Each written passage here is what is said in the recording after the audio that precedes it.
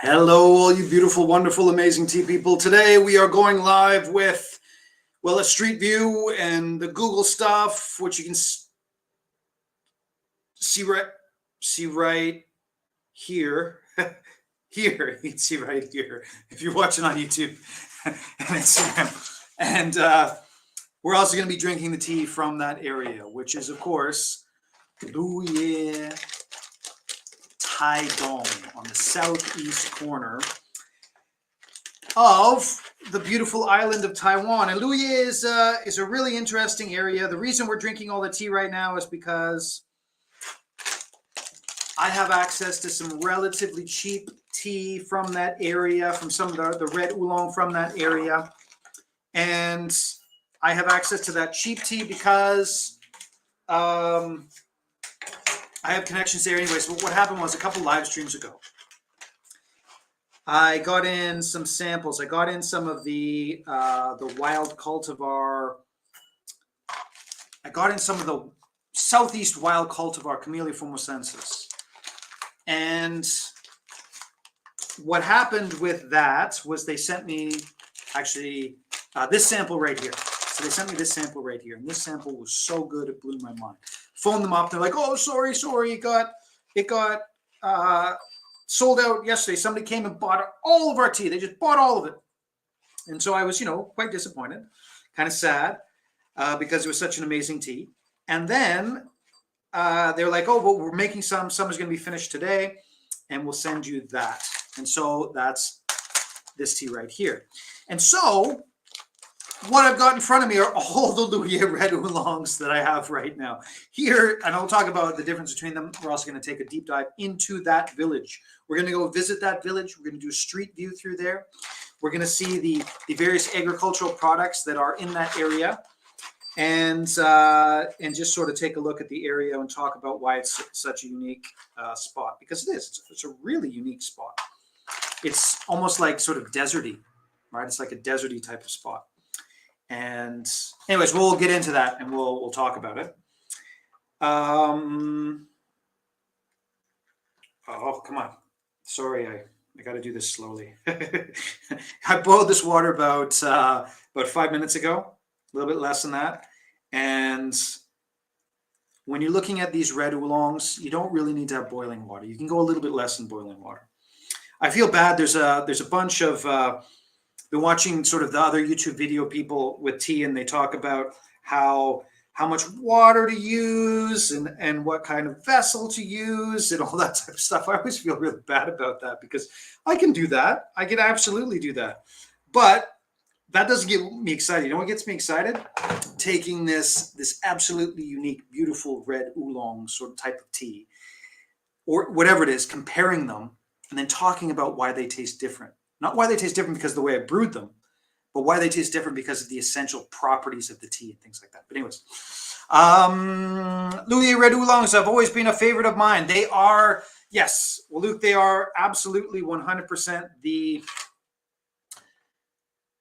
they hit sort of the traditional Western taste point. They just knock it right out of the park, right? And when I talk about that, it's sort of like a better Lipton, for lack of a better way of describing it, right? So you're looking at, so you got the familiar black tea malts, but there's no bitterness, there's no astringency. And then there is, the Western palate has a tendency towards sweetness, right? So there's more of a sweetness to it. And I've heard people describe it as sort of almost like a Coca-Cola taste. I mean, I don't get that, but I don't drink a lot of Coca-Cola, but it's that sort of that same idea, the dark broth, sweet, all those different things going on. And then people just absolutely love it. But that's the thing, right? There's two different. There's the market is sort of bifurcated in the people who really enjoy the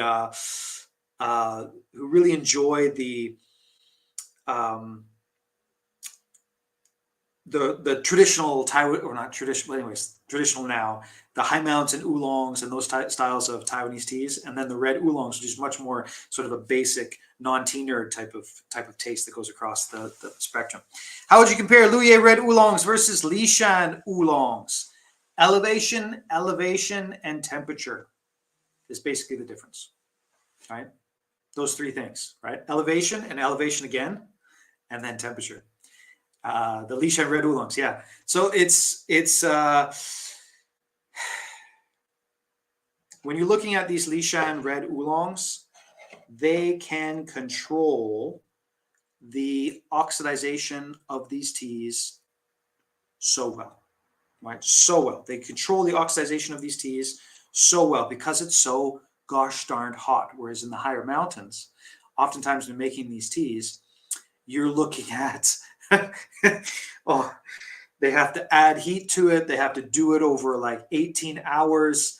I love your Lishan, but black. Yes. Well, the Lishan black is also one of those. I market it as Lishan black, but you could definitely make an argument that that's actually an oolong because of what I'm describing about the elevation, right? So the red oolongs, they can control that really well. In the higher elevation, they can't, and so oftentimes it takes a really long time, and so oftentimes those teas in the high mountains that are black teas are often much closer to oolongs because they can't get the temperature up enough to get 100% oxidization going through them. Because up there in the summertime, you're looking at in the nighttime in the teens for Celsius temperatures. Maybe at noon you might get to 30 on a very rare occasion, but you're looking at like high 20s, and so it's in there, and it goes like this. It just goes like like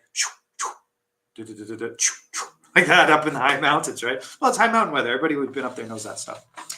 And whereas here, what we're looking at here. I love it even more than the oolong. We'll be ordering more of it soon. Well, remember, March the 20th. March the 20th. 20% off all teas for 3 days, including the Lishan Black. So if you want to order some, you can wait until then. You have to wait another 3 weeks. But is it 3 weeks? No, less than that now. 2 weeks. Wait another 2 weeks. Now, I am doing the sort of the double live stream thing here. So if you're on Instagram, you can jump over onto YouTube or Facebook to take a look when we do the deep dive. We're doing a street view and all that type of fun stuff with this awesome Google Earth stuff. But what we're looking at right now is on the YouTube over here, or on the Facebook is the map. We'll get to that in a second. What we're going to look at right here is the different teas. So these are 4 different Luye red oolongs. Now here we've got the Luye red oolong that's on the site right now. It's a beautiful tea. This is the Daily Drinker Luye red oolong. This one was picked in the wintertime, so this is sort of a wintertime tea. This one is picked in the summertime. This is a higher elevation. So this tea, I'm not going to actually show you where this is because it's like a secret spot. It's close to Luye, but it's up in the mountains, about 800, 900, 1,000 meters above sea level. And that's why it's got a lot of these really good things in it. But not really bug bites, but it's like higher up. Then this one over here is the Daily Drinker picked in the summertime. So this was really cheap, right? This was really cheap. And yeah, so this one was really cheap because it was picked in the summertime. And it's got sort of the lower elevation, stronger sort of taste, all that sort of stuff. We'll get into this second. This one here is the sample that just came in. This one here was the one that I really wanted to get. And I've been drinking these two a lot the last couple days, and I can't decide.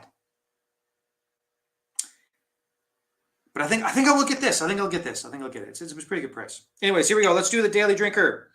Now, when we're looking at elevation of teas, when we're looking at elevation, what are we looking at? Well, higher elevation teas, what are they going to have? They're going to have length, breadth, more subtlety, a little bit sweeter flavors. They're going to be able to brew for much longer. Lower elevation teas are going to be stronger, thicker, deeper, like boom, like I'm a low elevation tea. Now, it works well sometimes, and sometimes it doesn't. And this one is just a perfect sort of Daily Drinker style tea, right? It's very affordable.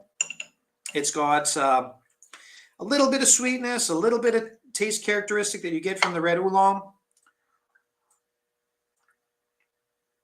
but it's very noticeably a summertime tea. Good value for the money, but it's not going to blow your mind. You're not going to be like, wow, I can't believe this. This is the most amazing tea ever. Ah. You know, that's not what this tea is. It's a daily drinker. And for a tea that, you know, you drink it every day, just throw it in a mug and you can go for it, right? You just go for it. That's what it is. Now, this one here is the Luye Red Oolong. That is on the site right now. And right away, boom, just like that, you can taste higher elevation. You can taste the higher elevations. You can taste that it's got a little bit more subtleness. It's not sort of like a you know, smack to the taste buds.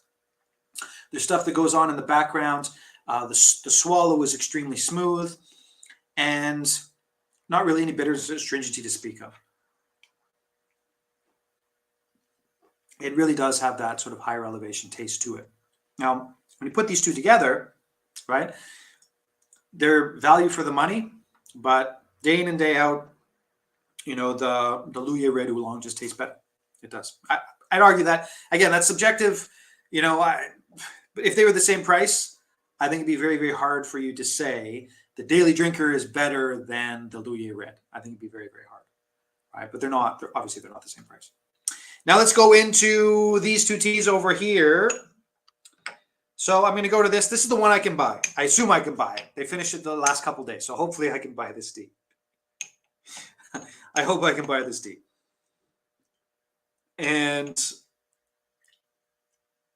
that nobody has come in and bought it out from underneath me.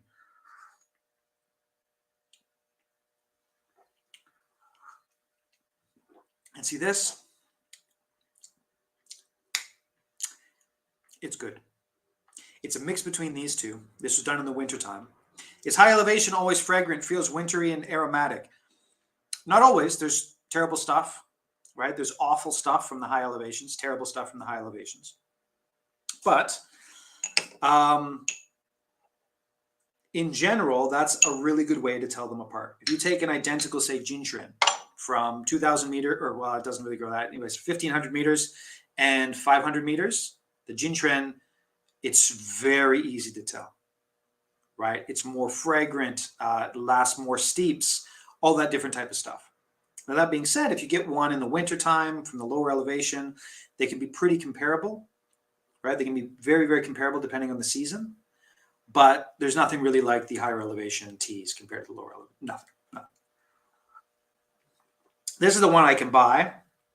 I'm trying to see. I think it is. It's been bug bitten. Certainly sweeter than this, less floral and sweeter. I think I can get it. I think I can get it. I'm happy now. I'm happy. I wasn't sure if I could get it or not.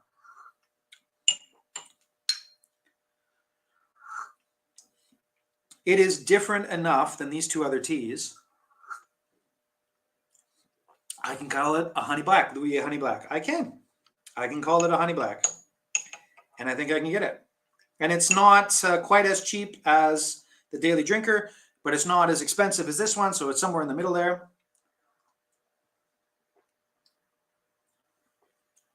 And now that I'm putting them all together, you know what? This one here, the one that I can get, is sweeter and tastier. And doesn't that just make my day? Because I can get it. I can support the local, I can support my partner farm and all of that.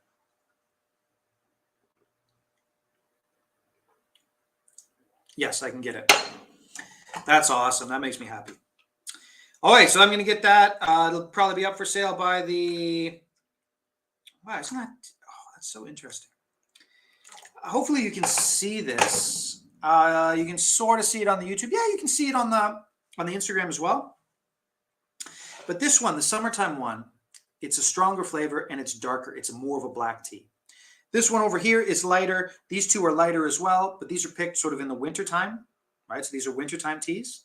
And so they're sort of lighter. Summertime tea is much darker, higher oxidation. You can actually see it in the brew, right? So this one's much darker. These ones are lighter. You can actually see them. It's kind of fun. Anyways, if you are watching on Instagram, jump off and go to the...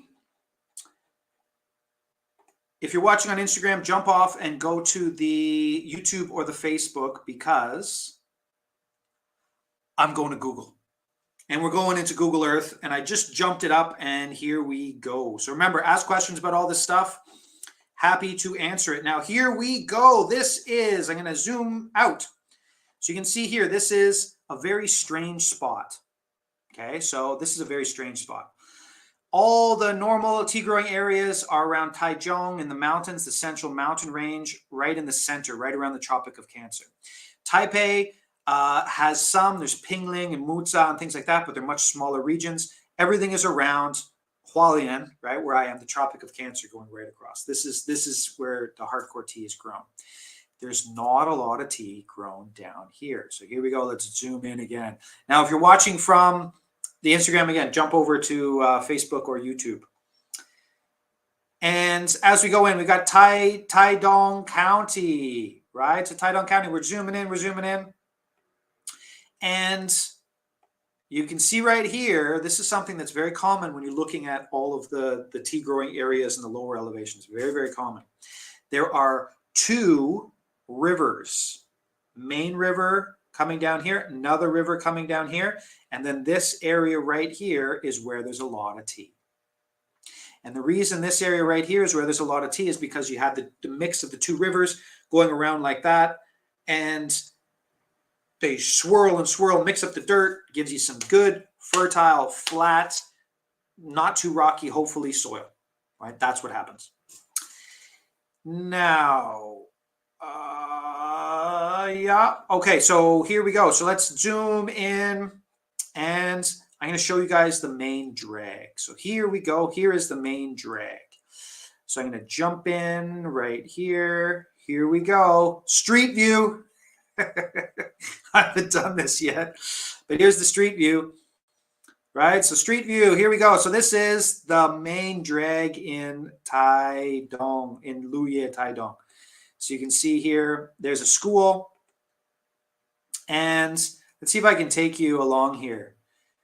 I'm going the right way, right? I'm going the right way. Anyways, yes, I think I'm going the right way.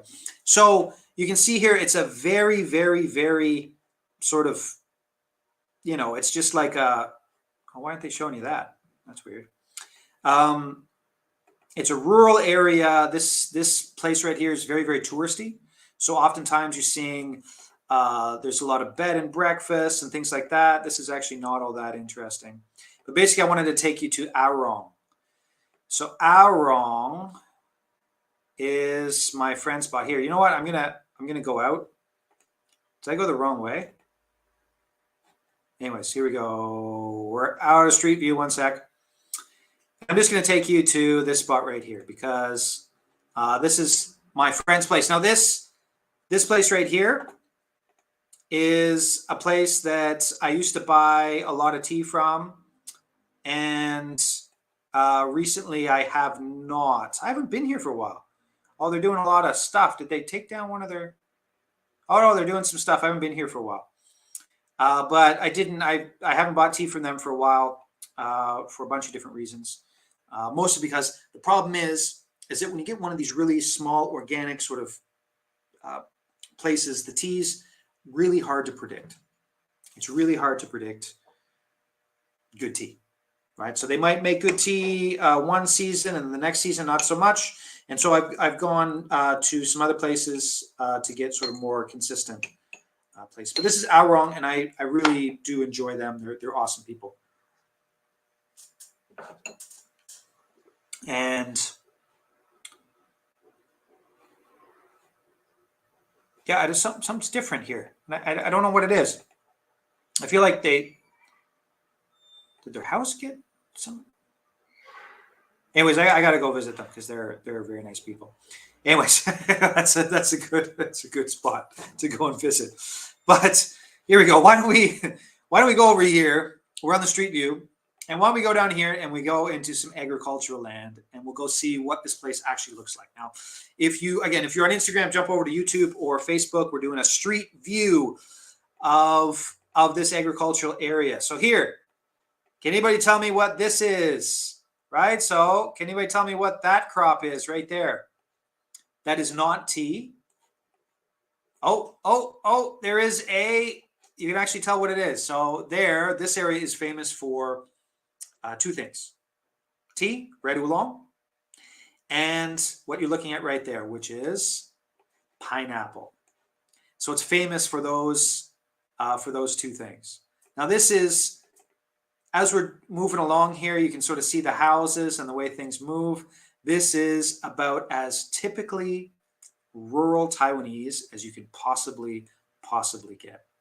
This is it. You know, like when I'm going to find tea gardens, I'm going through here. This is what I'm doing, right? I'm absolutely going.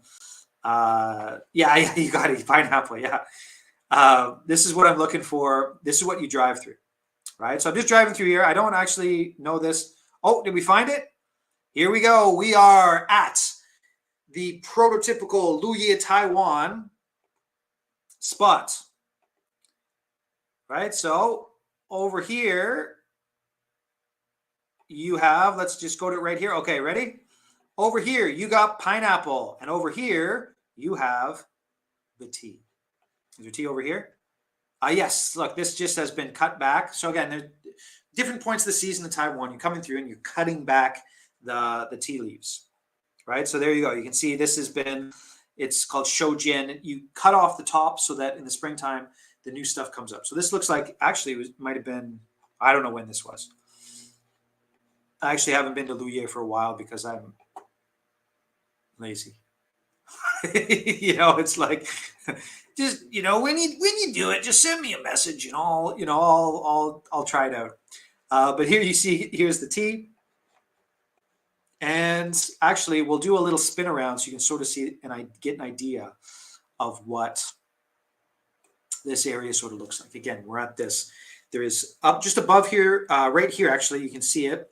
This is the Luye Highlands, I believe they call it. Oh, no, is it there? Let me just double check. Yeah, it's up here. This is the Luye Highlands. December 2015. Really, 2015? That long ago? Okay, well, thank you for that. I didn't notice it on mine there. But yes, so 2015. So that's a long time ago. That's really quite a long time ago. Anyways, the Luye Highlands is up there, and there's some tea up there as well. But that area is sort of a plateau. Actually, like Reishui up there, so there's a plateau, and there are some tea up there, but it's a small area, and a lot of it is used for hot air balloons. So they do hot air balloons up there in the summertime. So it's very famous for that, the Luye Highlands, for the hot air balloons. But as you come down, lower down, there's two rivers. They come down like this, and then you mix together, and they give you sort of the coastal mountain range and the central mountain range. They give you sort of that low pH, rocky, but still muddy, nice soil that's good for tea. But, and I guess it is, yeah, so this is the wintertime in December. This is actually when they're doing a lot of production.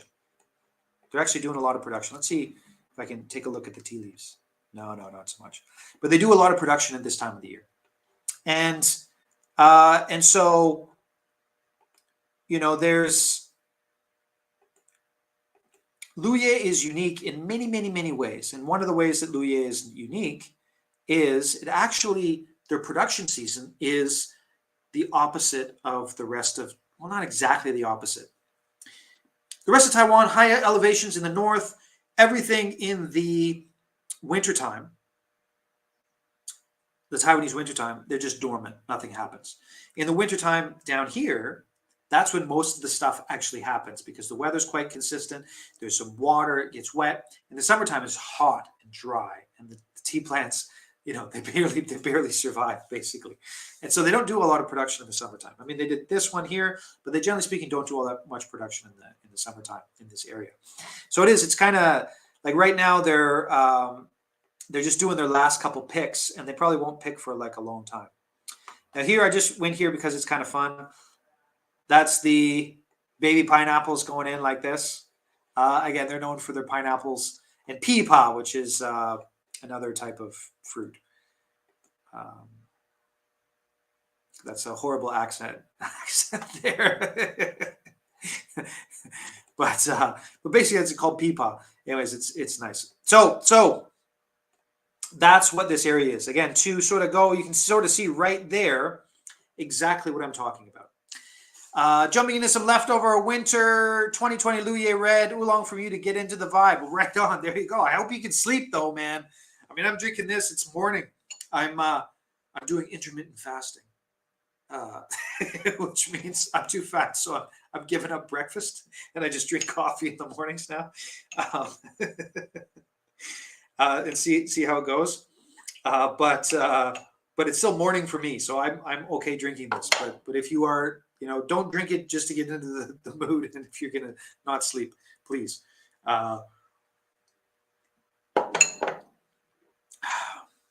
You know what? I think this is ginger, and then this is the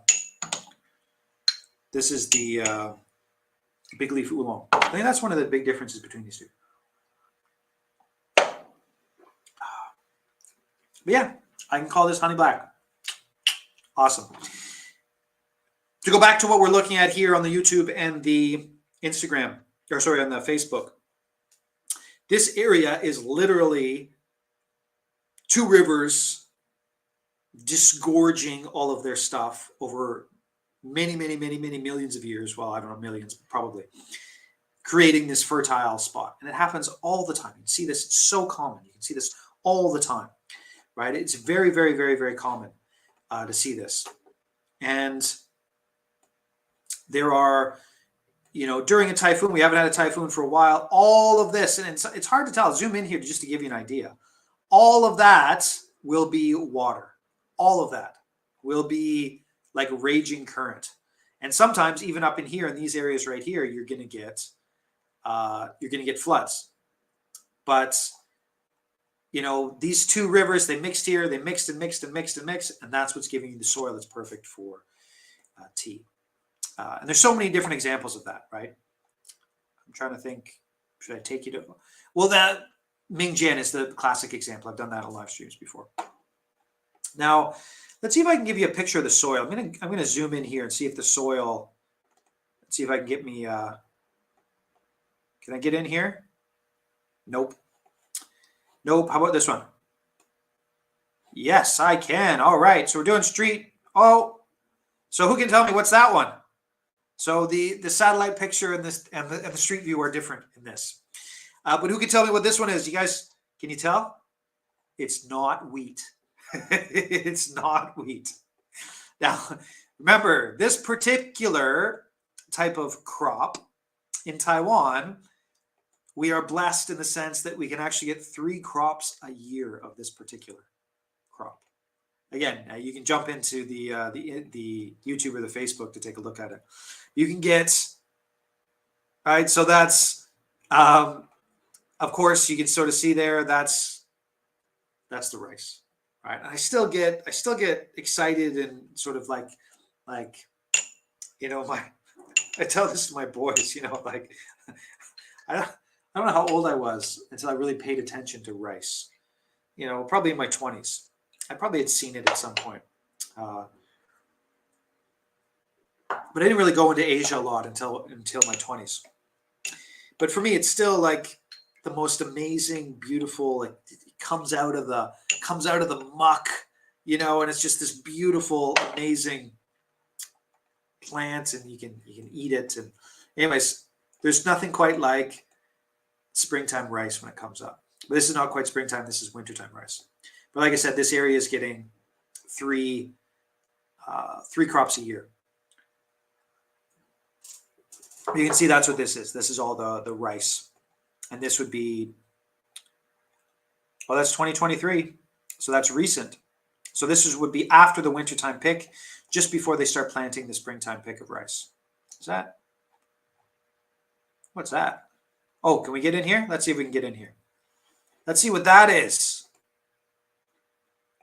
Here we go. Okay, so isn't that cool? So this is from 2000, and that area was April 21. April. Oh, that was okay. So that was in the springtime. Well, there we go. Thank you for keeping me on my toes, my friend. So what I just showed you was April 2021. Oh, this is April 2012. So wow, this is history. We're looking at a snapshot of history. And this, I jumped in because I wanted to see if this, oh, time traveling. Check that out. Time traveling. And again, we're laughing about this. If you're on sort of just the Instagram, jump on to Facebook and yeah, we're time traveling. So that's 10 years apart. Check this out. That's pretty cool though. Zoom, right? So this was 2012. This was before I was doing a lot of tea, but this area right here hadn't been developed. So if we zoom out right here, you'd be able to see this would all be new, and this would have still been basically flooded by the river during the typhoons, right? And so that probably 2012, that was around the time of Morakot, so that probably would have been, depending on where that, April 2012, yeah, that probably would have been flooded the year before, like just ripped to shreds. And so they were rebuilding this area and taking it back into production. And as you can see right now from the picture, that's what it looks like now. And the Google truck hasn't been there since. Let's see. Oh, what's this? Oh, here we go. Dun, dun, dun, dun. April 2021. So there we go. That's what it looks like now. And you can see when those typhoons come down, that's all flooded, all into the grasslands. It's all flooded, everything there, totally flooded.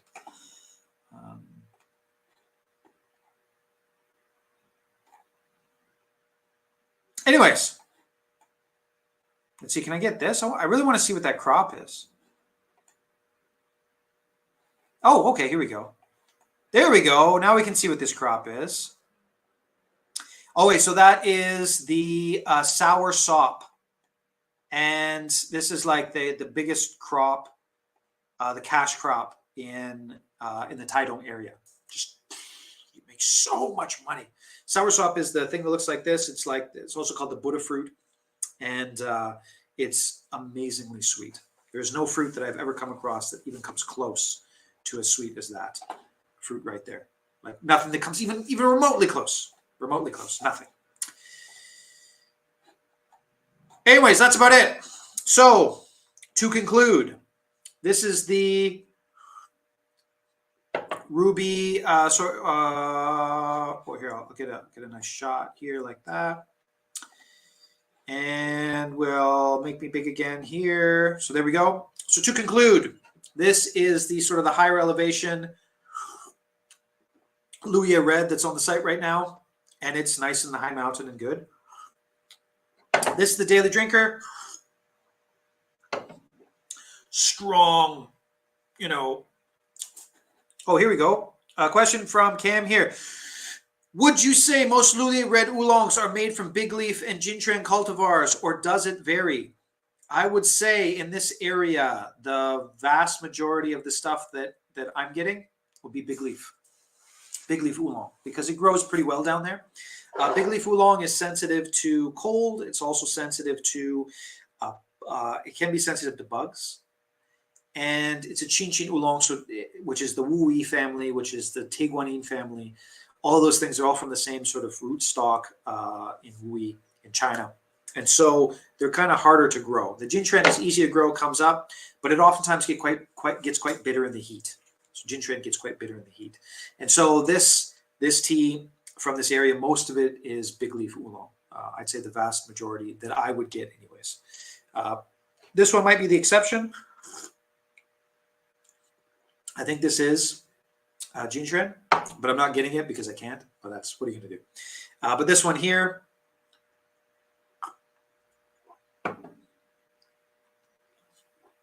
big leaf, bug bitten big leaf.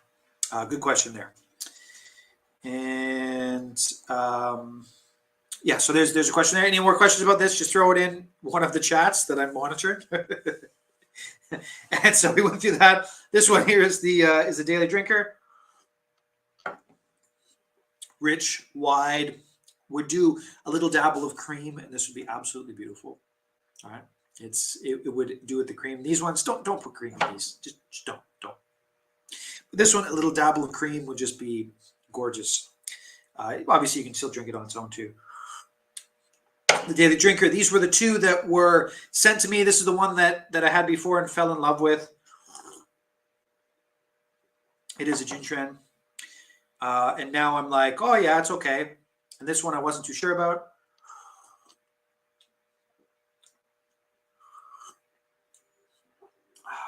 So we have just gotten the test question. We have just gotten the test question. Oh, I got to stretch out for this one. So the question is, red oolong versus red water versus Gui Fei versus Oriental Beauty. Okay. Okay, we got to stretch out for this one. Okay. First things first. There's no difference in general. Okay, how are we going? Okay, let's do the first two. Red oolong and hong shui, or red water. Marketing names. They are basically the same tea. Now, the red water oolongs, oftentimes they're about 80%. The red oolongs, you're looking at about 85%, but you're only looking at things marketed as red oolong on the east coast of Taiwan. So, Luye, Reishui, and the Hualien and Taidong area, those are red oolongs. Red water oolongs are usually oxidized a little bit less. They're put out into the sun a little bit more. They're usually just burnt by the sun just a little bit more, but generally speaking, they're the same. Basically, they're the same, except for the cultivars and the terroir. So when you're looking at red water oolongs, I don't actually like them too much. Oftentimes I find them a little bit starchy. They can be a little bit starchy, whereas the hot weather sort of Hualien and Taidong red oolongs, they are produced, I think, in a better way. Maybe I just haven't had good red water ones. Those are from Nantou, from the other side of the island. And oftentimes in Pingling, sometimes you get them as well. But that's basically a marketing. They're very, very, very, very similar. Okay. Gui Fei. What is Gui Fei? Gui Fei is a hong shui oolong from Nantou that's been bug bitten. So this one here, if I made it a little bit more starchy and I put a little bit of a roast on it, I could actually call this Gui Fei. Actually, I could call this Gui Fei. I could, well, the oxidization level is a little bit high for Gui Fei, but I could market this as Gui Fei because it's bug bitten. But that's the only difference between those. The Gui Fei is bug bitten, and I try and stay away from those types of teas because I'm spoiled on the East Coast. And I haven't really had teas that come close to, I haven't had a hong shui oolong that comes close to this type of stuff right here. This to me is just objectively better, because on the other side of the island, they're often doing in the summertime, they're doing the teas, that are greener, and then they don't know what to do in the summertime, and they can't just do a black tea. So oftentimes they'll just create like a black tea that is, they call it hong shui because they don't oxidize it all the way. Starchy is a great way of putting that note. I know what you're talking about. Yeah. So they're doing like a black tea, and then they just stop before the end, and then they dry it and they turn it into hong shui oolong. But it's an afterthought. That's not what they do. Whereas here on this side of the island, they're really after it. They're like, we are after this. We are all about red oolongs. That's what we do. And they put more care to it. And, high mountain oolongs are, they're the experts make them, right? Red oolong and sort of that type of stuff, the experts make them here, right? Now we're going to Oriental Beauty or Eastern Beauty. Don't want to get canceled. Eastern Beauty, Oriental Beauty, Eastern Beauty. I was going to tell the snake story. I'll tell the snake story some other time. It's a pretty funny story. Anyways, the Oriental Beauty is 65% oxidized, 70% oxidized, something like that. And then it goes through the mun process, the process where it's put up and humid, piled. It was usually put in like in a plastic bag and like in a hot room and steam the crap out of it, right? So it goes through that step. Whereas the other teas don't really go through that step. It's bug bitten. It's necessarily bug bitten to have one that would be considered that flavor profile. And it is, the taste profile is quite different. The taste profile is quite different, right? So the taste profile is quite different. And it's also the people in that area, they do it. They just do that.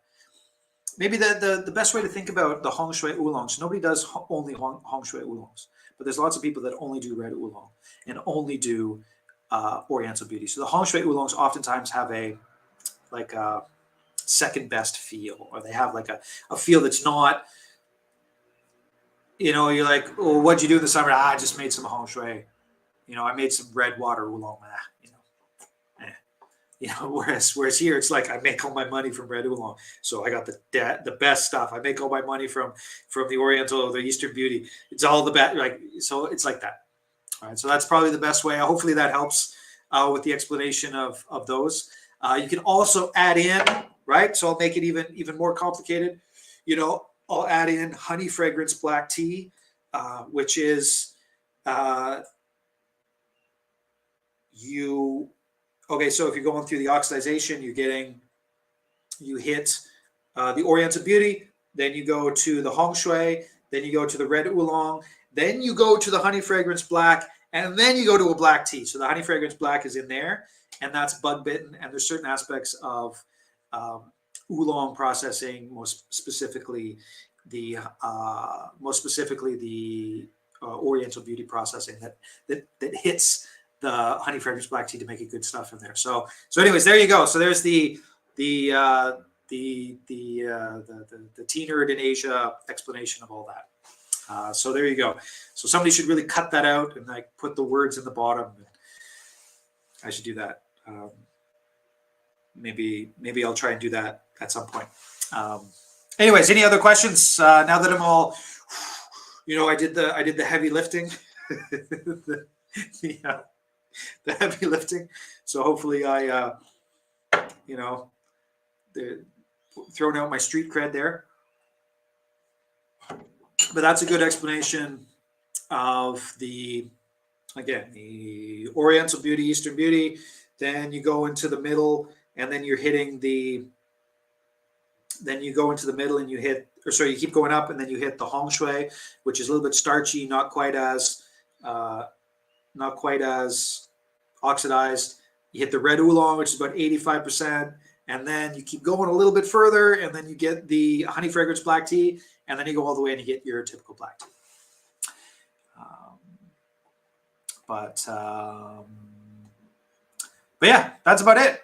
That's what I wanted to cover today. I'm actually happy I put them all side by side. I can get some of this. This is nice. And I think I can call it honey black oolong. Honey black oolong. I think I'm going to call it honey black oolong. I haven't had that on the site for a very, very long time.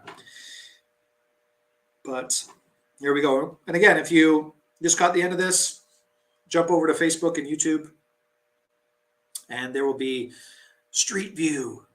But I didn't get to tell the snake story, but I'll tell the snake story next time.